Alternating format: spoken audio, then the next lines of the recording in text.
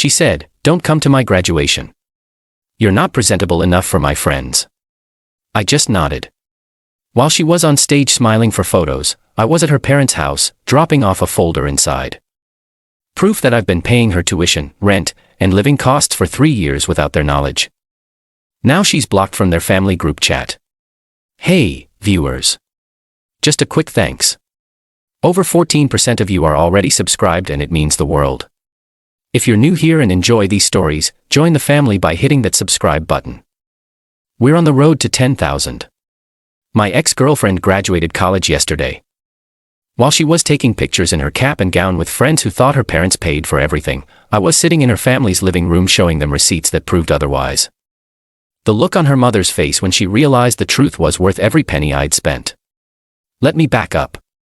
3 years ago, I started dating Samantha, 21. I'm 28, work as a construction project manager for commercial builds, make around $95K annually, good money for my area. Samantha was a junior at the State University studying business, living in this decent apartment off campus. She told me her parents helped with major expenses like tuition, but she covered her own living costs through financial aid and a part-time job. Her dad owned a small insurance agency. Her mom taught elementary school. Middle-class family, nothing fancy. About 6 months into dating, Samantha mentioned she was having trouble with her rent. Something about her work-study job cutting hours and financial aid, not covering as much as expected. "How much are you short?" I asked. "Just $800 this month. I can probably figure something out, but it's stressing me out during finals." I transferred the money that day, seemed reasonable to help out. Next month, she had another shortfall. Car repair this time, then textbooks, then some emergency at home that cleaned out her savings. Always reasonable amounts, always good explanations, always temporary. Over 3 years, it became a pattern. Monthly rent help, grocery money, gas money, occasionally larger amounts for textbooks or car problems. She was always grateful, always promised to pay me back when things stabilized. I kept basic records because I'm organized with money. Nothing obsessive, just noting the amounts and dates in case she wanted to track what she owed me. The total over 3 years, about $42,000. Not enough to break me financially, but definitely real money. I never pressured her about paying it back because she was a student, and I understood money was tight. Besides, we were talking about moving in together after graduation, maybe getting engaged. I figured we'd work it out as a couple eventually. Meanwhile, Samantha's lifestyle never seemed to match someone who was struggling financially. Regular shopping trips, nice dinners out, spring break vacations with her sorority sisters. When I asked about it, she said her parents occasionally helped with extras or she'd saved up from her job. Made sense. Lots of college kids live off credit cards and family help. About a month ago, things started changing. Samantha became more critical of my appearance, my job, my social skills, complained that I didn't fit in with her college crowd, that we came from different backgrounds. 2 weeks ago, she dropped the bomb. "Mike, we need to talk about graduation next weekend." "What about it?" "I already got time off work." "Actually, I've been thinking, and I don't want you to come." I looked up from my laptop. "What do you mean?" "It's going to be mostly college people. My sorority sisters, people from my program, their families. You're gonna feel out of place." "Out of place? How? You're older. You work construction. You didn't go to college. It's just a different crowd. I want to enjoy the day without worrying about whether you're comfortable or fitting in." I closed my laptop. "So I'm an embarrassment." "It's not personal, Mike. It's just that this is my day, and I want everything to go smoothly. My friends' families are all professional types, doctors and lawyers and business owners. You'd stick out. Stick out. I knew you'd make this difficult. Look, after graduation, we can celebrate privately. Just the two of us, but the ceremony itself, I need you to understand why it's better if you stay home." I nodded. Understood. That night, I went through my records.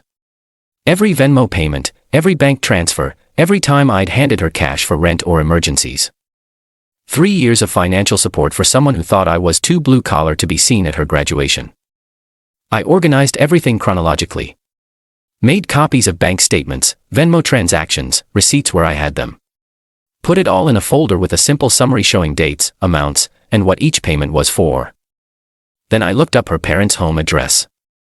Update 1. The truth comes out. Saturday morning, while Samantha was getting ready for graduation, I drove to her parents' house. Nice neighborhood, well-kept homes, clearly a comfortable area. Her dad, Robert, answered the door. I'd met him several times at family gatherings, seemed like a solid guy who worked hard for his family. "Mike, what brings you by? Aren't you going to the ceremony?" "Actually, that's what I wanted to talk about. Do you have a few minutes?" "Sure. Come in. Linda's getting ready, but we have time." Linda, Samantha's mom, came out from the back room in a nice dress, clearly preparing for the ceremony. "Oh, Mike. How exciting is today? Our little girl finally graduating. You must be so proud of her too." "That's actually what I wanted to discuss with both of you."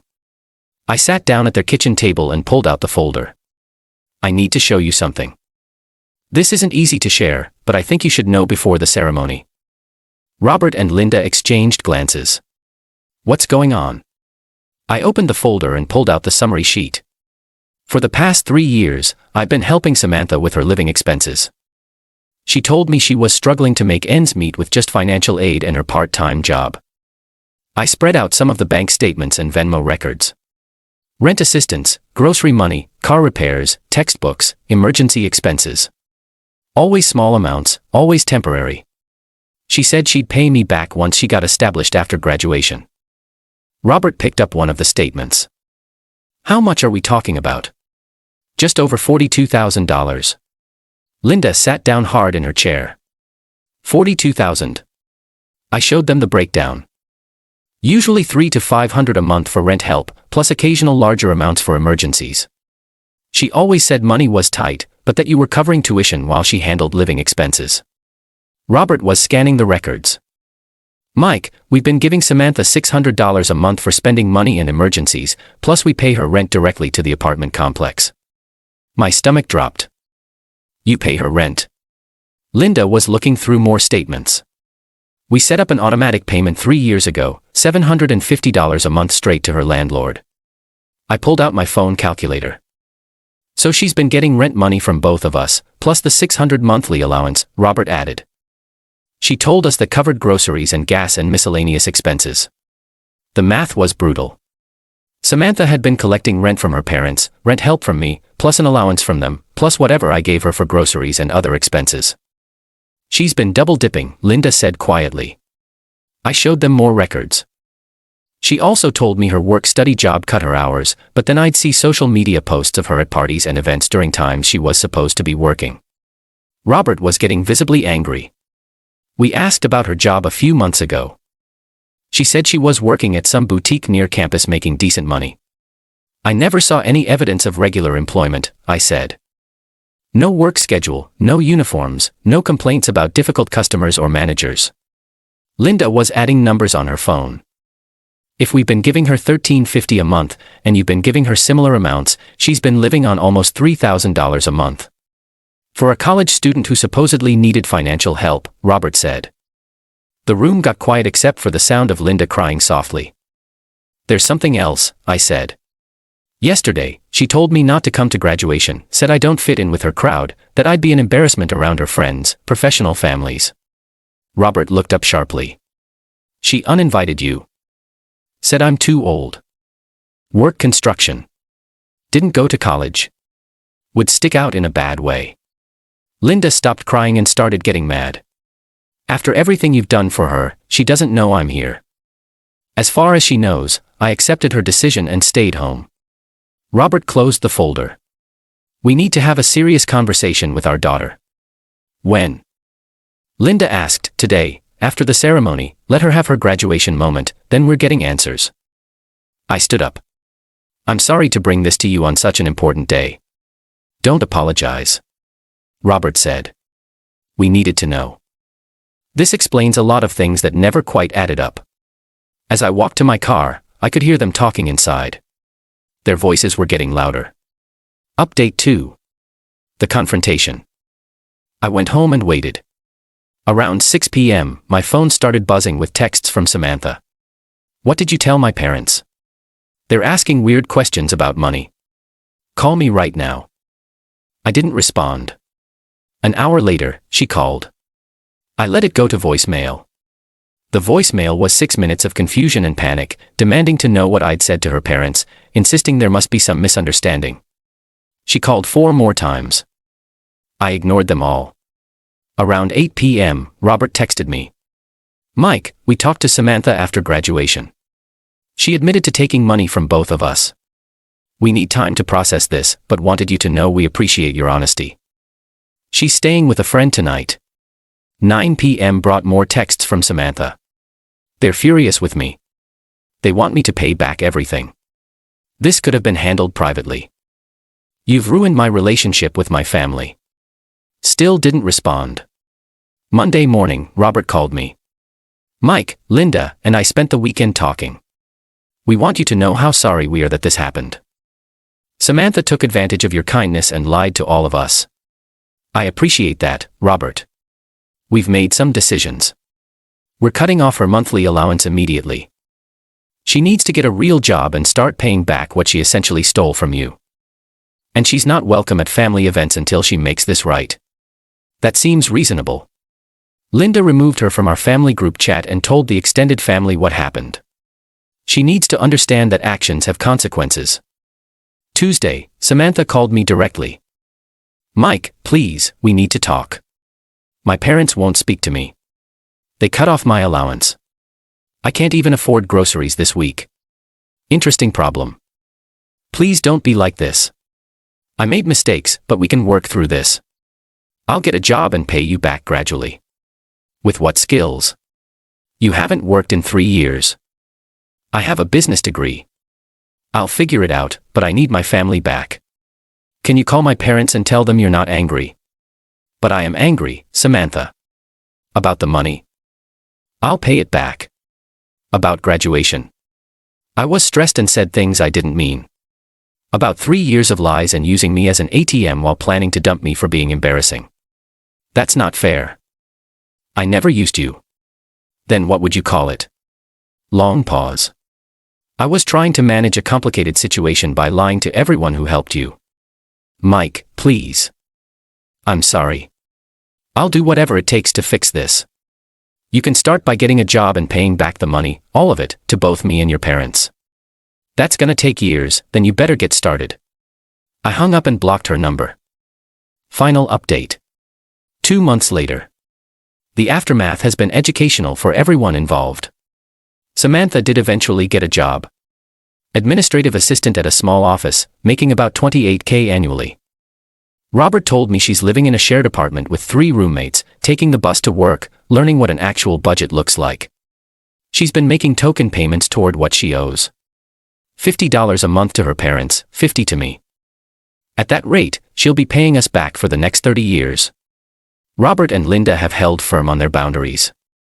No family events, no holidays, no casual visits until she demonstrates real accountability. They're hurt, but resolute.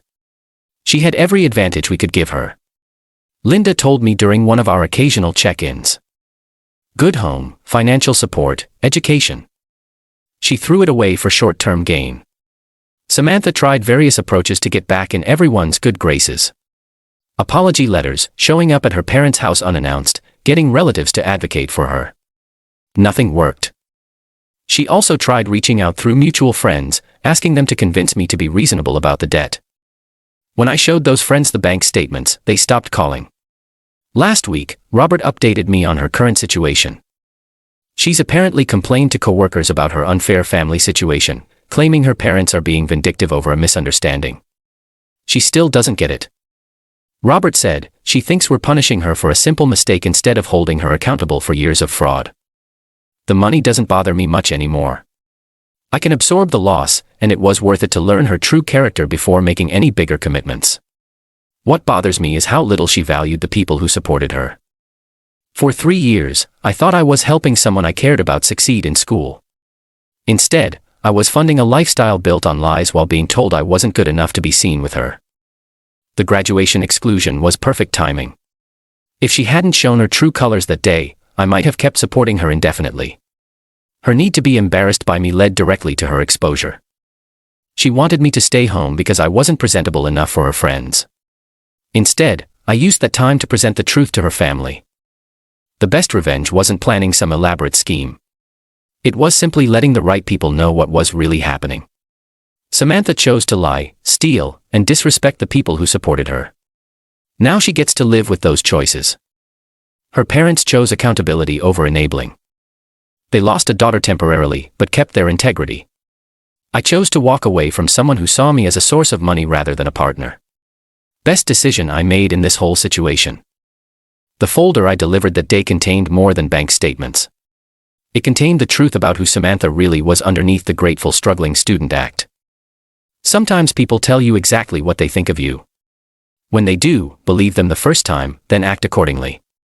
Samantha graduated with a business degree funded by people she betrayed. Now she's learning about business the hard way. When you lose your customers' trust, you lose everything else too.